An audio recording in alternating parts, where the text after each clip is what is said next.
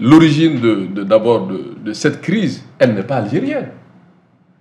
C'était d'abord en 1963. Le choix de Modibo Keïta avait remis en cause la féodalité de Kidal. C'est ça la vérité. Mais je ne dis pas bon ou pas bon. Et donc, en 1963, il y a eu la rébellion dite Touareg, qui était circonscrite dans un espace géographique qui n'était pas élevé. Et la gestion a été catastrophique. Il n'y a pas eu une démarche politique. On a utilisé la force. Et je ne veux pas revenir remettre le couteau. Et ça a créé des situations que même demain, ça a traumatisé. Et ça, déjà, ça a été déjà une première démarche qui était négative en soi comme gestion. Parce que face à une crise politique, il faut des solutions politiques, disait, il vit le président Alpha Omar Konaré sans faux fiant. Nous avons vu ce qui s'est passé à Sakoba, à Ségou. C'était le régime de la Première République. Donc ça déjà, il fallait déjà... Pourquoi cet échec? Pourtant, à l'époque, l'Algérie même a pris les chefs rebelles, les ont réunis au Mali. Il faut quand même qu'on restitue l'histoire. Les chefs rebelles à son temps ont été restitués, qui ont tenté de fuir, ont été restitués au gouvernement de Modibo Keïta.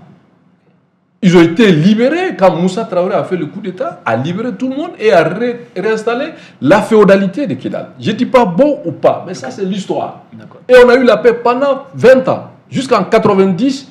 Et quand la France, comme on a toujours dit, je ne dis pas bon ou pas mauvais, et quand la France a voulu se débarrasser des régimes dictatoriaux, entre guillemets, certains véritablement dictatoriaux, en 90, il y a eu la conférence de Bôle, il le sait très bien, quand Mitterrand a exigé que l'aide au développement est liée. Il n'a pas exigé, non.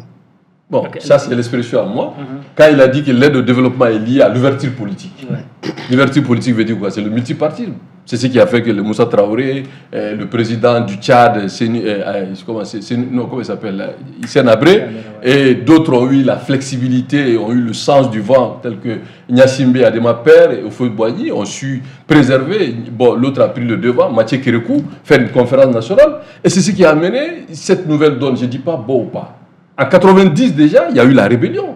Et Boussa a signé les accords de Tamaracet. Boussa était militaire. Il avait les armes, il était militairement, il avait les moyens de se défendre. Mais il a signé un accord en 90. Et quand Moussa est tombé, il y a eu la flamme de paix avec Alpha qui a intégré beaucoup de combattants dans le gouvernement, dans tous les parapublics, tout. Bon ou mauvais, je ne dis pas. Mais tout ça, il y a eu l'accompagnement de l'Algérie. Et même aujourd'hui qu'il parle, je dis que j'ai peur de parler. Nous avons de coopération militaire avec l'Algérie. Beaucoup de nos militaires, même certains sont en formation. Et même dans le domaine de la sécurité, que ce soit la police, la gendarmerie, l'Algérie a beaucoup formé. Donc il ne faut pas qu'on laisse des gens qui ne connaissent pas l'histoire. Certains sont de mauvaise foi. Maintenant, s'il y a des choix qui ont fait qu'aujourd'hui, il y a certaines choses, je suis d'accord, qu'on peut reprocher à la diplomatie algérienne. Et là, je suis d'accord, certaines choses ne se disent pas publiquement. Je suis d'accord avec lui. Donc, l'État malien est un pays souverain.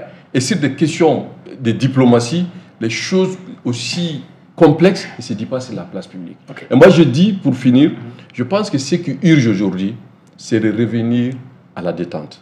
C'est de revenir à une option diplomatique, de voir avec l'Algérie, pays frère, ami, qu'est-ce que nous pouvons faire pour juguler la crise.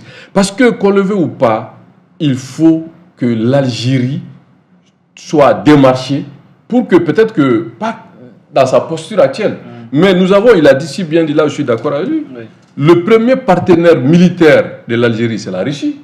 Et aujourd'hui, notre premier partenaire militaire, c'est la Russie. Donc, je ne comprends pas que l'Algérie est un ami de la Russie, le Mali est un ami de la Russie d'aujourd'hui, mais pourquoi, si la Russie est de bonne foi, pourquoi la Russie n'essaie pas de rapprocher les deux positions? C'est de là qu'il faut se poser la question. D'accord.